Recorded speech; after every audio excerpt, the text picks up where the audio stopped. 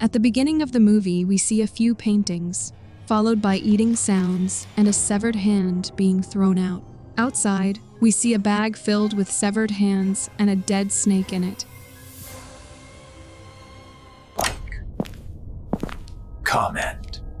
Subscribe to Recapss Horror. The scene shifts to a house where a man lies dead. It's revealed that a girl named Issa has killed her father. She tells her brother Tomas they must leave, as he can't hurt them anymore. As Issa drives them away, Tomas asks why they're heading into the woods. Issa reminds him how their mother used to imagine escaping there when their father hurt her. Angry, Tomas calls her a murderer and says he doesn't want to stay with her. Issa stops the car to try and reason with him, but Tomas runs into the forest. She follows after him, and while searching for Tomas, night falls.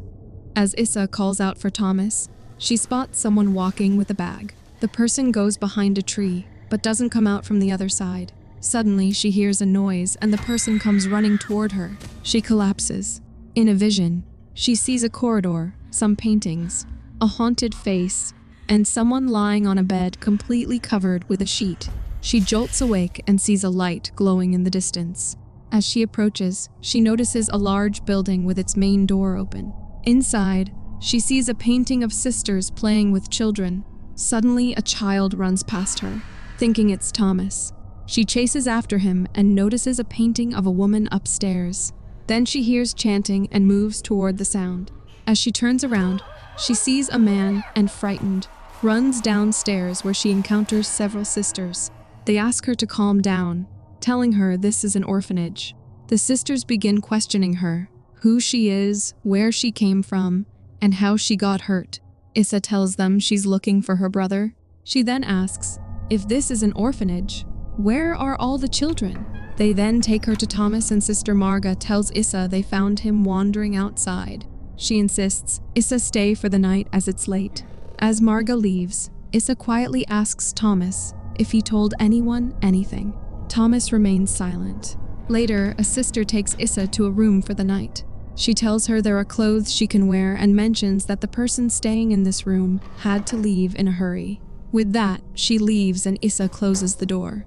Meanwhile, Tomas hears a strange noise from the ceiling and notices it's broken. He immediately begins to pray. Just then, a boy named Nilo asks what he's doing, and Tomas replies, asking if he doesn't know about prayers. Another boy shushes them, and as Tomas lies down, an entity watches from the ceiling. Meanwhile, the cops arrive at Issa's house to investigate her father's murder. They realize Issa isn't answering calls. The siblings aren't with their grandmother, and their car is also missing. The scene shifts to the orphanage, where the kids are having food. Sister Marga introduces Issa and Tomas to everyone. A boy named Principe mocks Tomas, but Marga stops him. Later, we see Issa asking Marga if she and Tomas can stay at the orphanage indefinitely. Marga says yes, they can stay as long as they want. Issa then asks if she can't fix things, can Tomas be put up for adoption? She says she loves him deeply, but isn't sure she can take care of him. Marga reassures her that Tomas will never lack anything. We are then introduced to Gabriel, a helper at the orphanage. Issa asks Sister Trining about a particular room. Trining tells her it belongs to Mother Mirasol, the oldest member of the orphanage. She's confined to that room and is rarely disturbed, only during council meetings. Trining warns Issa not to enter. Just then, another sister arrives and asks Issa to clean Sister Marga's room. Meanwhile, Principe tells Tomas to wear a mask and pretend to be Mother Mirasol. Tomas asks who that is. Principe says she's the beast who roams the orphanage, looking for children to eat for dinner. When Tomas refuses to wear the mask, Principe snatches it and puts it on himself, saying, Mother Mirasol is coming. She'll eat you and spit out your bones. The others join in teasing Tomas before leaving, while Nilo stays back to comfort him. Later, Principe bullies Tomas in the washroom.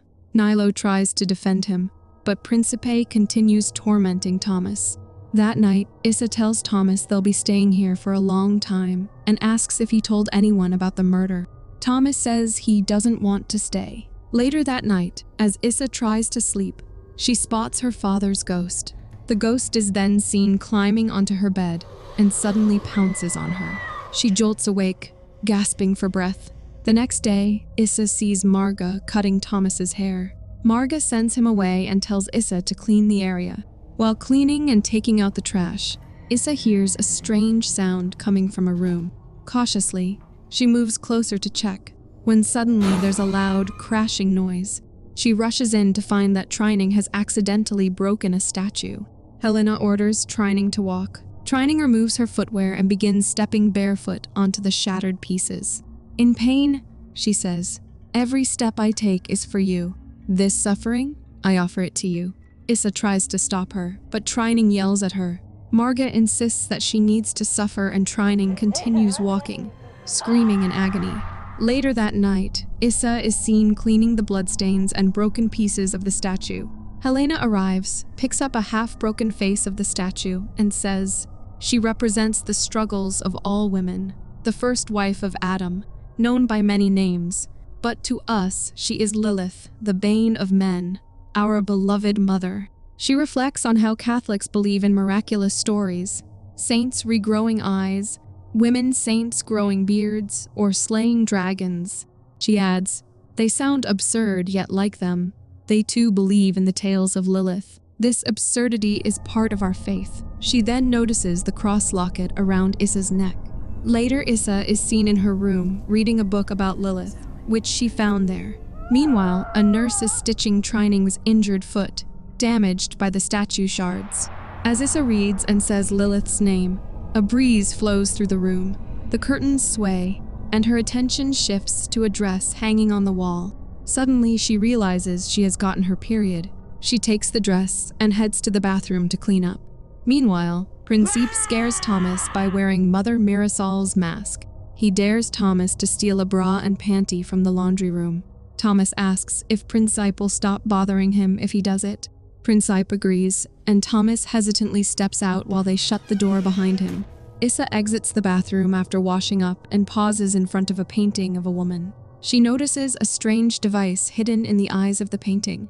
Just then, the device moves and Marga steps out of her room. Issa rushes back into the bathroom. Marga walks downstairs and Issa quietly follows, seeing her unlock the main door. Meanwhile, Tomas reaches the laundry room. As he searches for undergarments, he spots a demonic hand inside another room.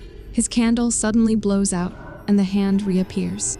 At the same time, Issa sees a man leaving a small child inside a casket, which Marga then carries inside. Helena informs Marga that Tomas isn't in his room. Marga says, "This is dangerous. Mother might catch his scent." Back in the laundry room, Tomas catches a glimpse of the demon. But suddenly, someone covers his mouth. He lets out a muffled scream that others hear. It's the same bald woman from before. Later, Helena lines up all the kids and demands to know who sent Tomas to the laundry room. Principe steps forward and admits it. Helena reminds him that he's already been given his final warning. Principe says he's bored and just wants to leave this place. Helena turns to Marga and says, "I told you we shouldn't be so lenient with them." Marga then asks what punishment they should give. Helena remains silent, staring at her. The next day, Issa asks Tomas about what happened the previous night. He says he doesn't remember much, only that he saw something terrifying. Later, Issa hears a child crying. She sees a sister holding a baby, but Trining suddenly appears, sticks out her tongue, and slams the door, leaving Issa confused. The scene cuts to Marga asking Sister May to bring ice candies for the kids. She then announces that Principe has been adopted by a family, which makes him happy. Later, Marga tells Tomas their former superior taught her to make those ice candies. Tomas mentions that his mom used to make similar ones too, just without coconut. Marga then asks what he saw last night. Tomas replies, "Eyes, bright ones, long fingers."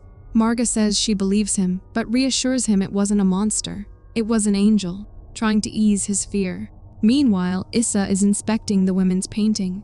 As she touches it, she discovers a hidden door and quickly slips inside upon seeing the sisters in the distance. Next, Helena comes to take Principe. As he puts on his mask, he asks where they're going. Helena tells him he needs to say goodbye to Mother Mirasol first. Issa watches all of this from inside the painting. Helena sends Principe into Mirasol's room instructing him to whisper in her ear, since she can't hear well, then shuts the door behind him. Principe sees someone lying under a white sheet on the bed. From outside, Helena urges him to hurry, saying his new family is waiting. Just then, Issa sees Marga arrive with a rifle. She stands facing Mother Mirasol's room and begins reciting a prayer for her. Inside, Principe lifts the sheet and is horrified. Suddenly, something grabs his leg, reveals itself, and drags him under the bed. Everyone outside hears Principe scream. Issa hears a noise beside her, turns, and suddenly Gabriel covers her mouth and takes her into a hidden room. Panicked, she asks him what's going on and what they did to Principe. Unable to speak, Gabriel just points toward the floor, then silently leaves, frightened. The next day, Issa tells Tomas they need to leave. Something feels wrong. She admits coming here was a mistake. Tomas interrupts, saying, "Principe is gone? I'm fine here now." Issa then confesses she was meant to leave him here in hopes he'd find a new family, but now she won't.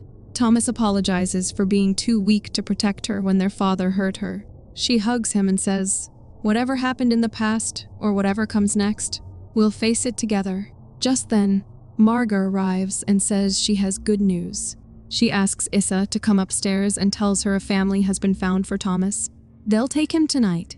Issa tells her she's changed her mind and wants to leave with Tomas, saying she's found a temporary shelter. But Marga accuses her of lying and says she knows more about Issa than she thinks. Marga shows her a photo, and Issa recognizes her mother. Marga then reveals that Issa's mother Esther was their former superior. She says, "None of us thought she'd be the first to leave, all because of sympathy. Sympathy for an orphaned infant. That child was you." She then asks if Issa knows what her name means. "Isabel, the one pledged to God. I named you myself, and now it's time you learn who we are." She reveals they are Lilim, servants of Lilith. Issa takes the opportunity to attack Marga and escapes. Seeing the other sisters coming, she slips into the painting again. The sisters find Marga unconscious and begin searching for Issa. Inside, Issa finds a hidden passage leading to Mother Mirasol's room. The place reeks of a foul stench. On the bed lies a body covered in a sheet, and as she lifts the sheet, she finds a fake body underneath. Then she notices a severed hand nearby and panics. She runs to the window, sees two men outside, and screams for help, but a woman grabs her from behind and pulls her away. "You're still watching? Good. Like, comment, and subscribe to Recapss Horror." Meanwhile, Fred, the cop, questions Helena about Tomas and Issa. He has come for the investigation along with his partner, Darwin. He mentions the murder and says the car was found abandoned on the highway. Helena tries to get them to leave, but Fred insists on speaking with the orphans. He goes inside and finds Tomas there, wearing a mask. Suddenly, Sister Trining arrives with a gun and shoots Darwin. Fred immediately shoots Trining in response. Helena screams as the other sisters rush in, overpower Fred, and start beating him. Helena picks up the gun and hits Fred with it. The sisters then move Mother Mirasol's bed aside, revealing a hidden underground chamber beneath it, and they light candles around the opening. The scene cuts to Issa and Fred, who are tied up.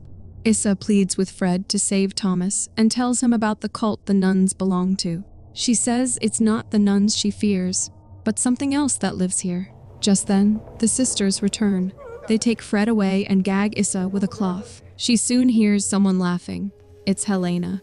Approaching her, Helena says, "They say Lilith's devotees are bound for hell. I used to fear that, but not anymore. I no longer fear the flames." She urges Issa to surrender herself to Lilith, but Issa resists. Helena sneers, "You can't be a Lilim. Marga was wrong about you. You don't belong here. You're weak." But Tomas, he has something to offer our beloved Lilith. Helena blows out the candle and adds, "We'll offer every drop of his blood for our new beginning." Hearing this, Issa breaks down in tears. The nuns prepare for the ritual. Fred is in Mother Mirasol's room, and Helena brings Tomas there as well. She leads him to the chamber and says, "Mother, we offer you this offering once again. Regain your strength so you may rise. The world is ready for your return." Meanwhile, Issa notices a piece of furniture moving in the distance. Suddenly, Gabriel appears and frees her. The two make a run for it, but outside, they're confronted by Marga holding a rifle. She says, "The end is near. I see your mother, Esther, in you. Brave, full of hope. But our fate is already written." Believing her purpose is fulfilled, Marga points the rifle at herself and takes her own life. The gunshot causes chaos. Fred uses the moment to push Helena into the chamber and accidentally falls in with her. Another nun shoves Tomas in as well. Meanwhile, Issa grabs Marja's rifle and runs upstairs. Inside the chamber, Tomas opens his eyes to find skeletal remains on the floor. Fred approaches and together they watch Lilith devouring Helena. Strangely, Helena appears calm, hopeful that enduring this pain would lead her to a place free of suffering. Fred quietly tells Tomas to hide. Just then, Lilith looks at them and growls, slowly moving toward Fred. It becomes clear that Lilith's spirit lived in Mother Mirasol's body, which explains the locked room and the fake body under the sheet. Tomas watches in horror as Lilith swallows Fred's skull. Issa enters the room. One of the nuns drops her weapon. Realizing Tomas is in the chamber, Issa climbs down with the rifle. Inside, she finds Fred and Helena's lifeless bodies, and then spots Tomas hiding. She urges him to climb the ladder and escape while she covers him. Suddenly, Lilith appears. Issa fires at her, but runs out of bullets. As she tries to flee, Lilith lunges, clawing her leg. Issa kicks her away and scrambles up. Then we see that Lilith is also climbing up and growls. In that terrifying moment, Issa sees her father's face in Lilith, a monster in both form and memory. Just then, a bullet hits Lilith in the forehead, and she falls back into the chamber.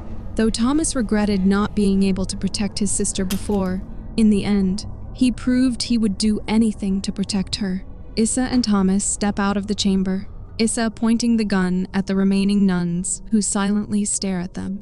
As they walk past, Issa notices the other children watching. She ignores them and keeps moving, but Tomas stops her, saying they need to save his friend Nilo and the others. They're too scared to leave. Issa tells him to stay and heads upstairs to help. Meanwhile, Tomas spots Marja's body and goes downstairs. He hears someone whisper his name and follows the sound toward a painting. The whisper comes again. Suddenly, he hears screaming and crying from above. When he rushes back up, he's horrified to see Issa has killed Nilo. Her mouth is dripping with blood, and the children cower in fear. The spirit of Lilith has possessed Issa. Tomas screams and runs, passing a painting where a drawing of Issa is now visible. The nuns knew Issa had a purpose. One of them hands Issa the infant recently brought to the orphanage. Issa smiles eerily, demonic eyes, blood dripping from her mouth. With that, the movie ends. Thanks for watching. If you enjoyed the chills, hit that like button, subscribe, and turn on notifications so you never miss a scare. Until next time, stay spooky.